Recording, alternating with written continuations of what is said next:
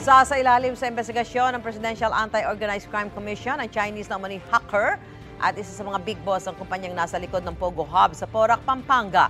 Inaresto ang Chinese sa raid sa isang resort sa La Union. Laging una ka sa balita ni John Consulta, exclusive.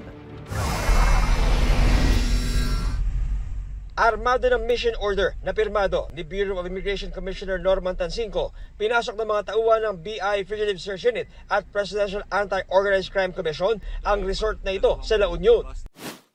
Sir, positive na. Arestado ng immigration ang Chinese na si Lin Qiude na umano'y hacker at isa sa big boss ng Lucky South 99 na nasa likod ng Pogo Hub sa Porac, Pampanga.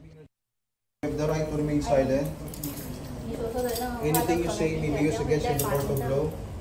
You have the right to hire a lawyer of your own choice. If you don't have one... Ayon sa Fugitive Search Unit, malaki ang papel ng narestong boss ng Lucky South 99 dahil sa kanyang papel sa pagiging hacker ng grupo.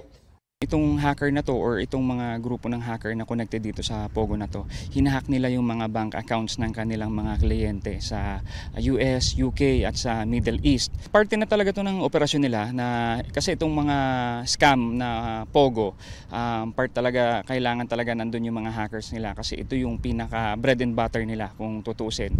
Kasi hindi sila makakapag-operate or pilay ang operasyon nila kung wala itong mga hackers nila. Ayon sa BI, dahil uminit na sa mga otoridad ang Pogo Hub sa Pampanga, sinisimulan na raw ilipat ang kanilang operasyon sa ibang lugar sa norte. Isa siya sa mga expert hacker ng grupo na ito kaya kailangan siya para mag-set up ng panibagong opisina. Actually, ang information natin kaya sila napadpad sa parte ng La Union ay para mag-set up nga ng panibagong operasyon. Wala pang pahayag ang suspect na sumalalim na sa booking procedure sa BI at nakakulong na sa kanilang detention facility sa Taguig. Iimbestigahan din ng Presidential Anti-Organized Crime Commission o PAOC ang narestong hacker para makakuha ng karagdagang impormasyon sa ibang boss ng Lucky South 99. Base sa verifikasyon ni Chinese Police Attaché Major Shi Pengday, naharap sa kasong fraud ang suspect sa China.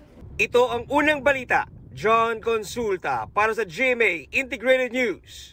Mga kapuso, para una ka sa mga balita, mag-subscribe sa GMA Integrated News sa YouTube. Sa mga kapuso abroad, subaybayan niyo po kami sa GMA Pinoy TV at sa www.gmanews.tv.